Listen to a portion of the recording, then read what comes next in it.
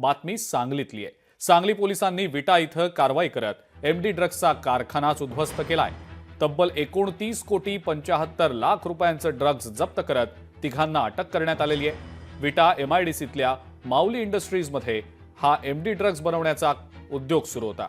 स्थानिक गुन्हे अन्वेषण शाखेला याची माहिती मिळाल्यानंतर आता ही कारवाई करण्यात आलेली असून 6 कोटींचं एमडी ड्रग्ज सह ड्रग्ज बनवण्यात येणारं साहित्य असं एकूण 29 कोटी 73 लाख रुपये किमतीचा मुद्देमाल जप्त करण्यात आलेला आहे। अटक केलेल्यांमध्ये गुजरातच्या सुरत इथल्या एकाचा समावेश आहे।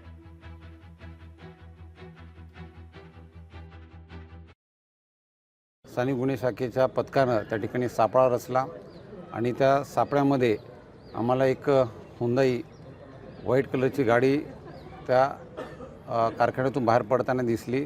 त्या गाडीचा पाठलाग करून जेव्हा आम्ही त्या गाडीतील व्यक्तींना त्यांच्याकडे असलेल्या मालाबाबतची खात्री केली तर त्यामध्ये एमडी सदृश्य पदार्थ आम्हाला व्हाईट पावडर सापडली। या झालेल्या कारवाईमध्ये एकूण 14.5 किलो तयार एमडी ड्रग्ज, त्याचबरोबर त्याला लागणारं जे रॉ मटेरियल आहे आणि बाकीची यंत्रसामुग्री आहे ही सर्व जप्त करण्यात आली, ज्याची किंमत साधारणतः 29.5 कोटीपर्यंत आहे। तर मला विश्वास आहे की याच्यामध्ये आणखीनही बरेच धागेदोऱ्या पोलिसांना मिळतील आणि याची पूर्ण पाळेमुळे आम्ही खणून काढण्यामध्ये यशस्वी राहू। आणि या सगळ्या मोठ्या कारवाईविषयीची अधिक माहिती आपण जाणून घेणार आहोत। आपले सांगलीचे प्रतिनिधी संजय देसाई सध्या आपल्या सोबत आहेत। संजय, ही खूप मोठी कारवाई विटा इथं केलेली आहे। विटा एमआयडीसी परिसरातल्या या एका इंडस्ट्रीमध्ये हा सगळा उद्योग सुरू होता आणि ज्या पद्धतीने ही कारवाई केली आहे खूप मोठी आणि महत्त्वाची कारवाई आहे। संजय, काय सांगता येईल या सगळ्याबद्दल? अजिंक्य, आपण पाहताय की कशा पद्धतीने धक्कादायक आणि सगळ्यात मोठी कारवाई झालेली आहे। तब्बल 30 कोटीचं ड्रग्ज विटा या ठिकाणी सापडला आहे। विट्यातील एमआयडीसीतील माऊली इंडस्ट्रीज यामध्ये हा प्रकार चालू होता। महत्त्वाचं म्हणजे जे काही 3 आरोपी आहेत ते 3 आरोपी गेल्या 3 महिन्यांपासून हा कारखाना भाड्या तत्वावर घेतलेला होता आणि त्या ठिकाणी हे ड्रग्ज तयार करण्याचं काम सुरू होतं। तर सोमवारी रात्री स्थानिक गुन्हे अन्वेषण शाखेला याची कुणकुण लागल्यानंतर त्यांनी गाडी पकडली।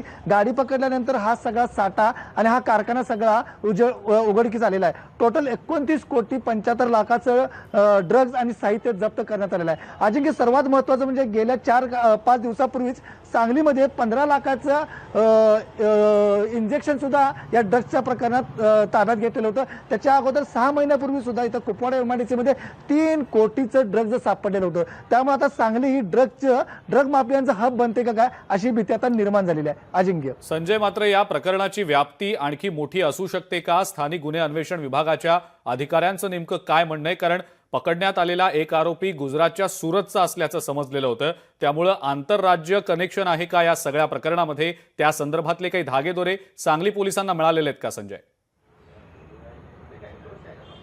अजिंक्य, बरोबर आहे, कारण आंतरराज्य टोळी असण्याची शक्यता ही एसपीने मगाशी वर्तवलेली आहे।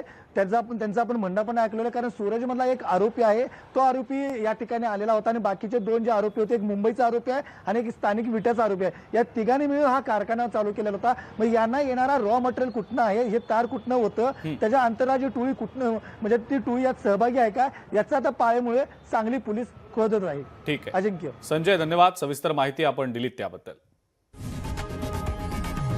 लोकशाही मराठी ऐका, पहा, जागरूक रहा।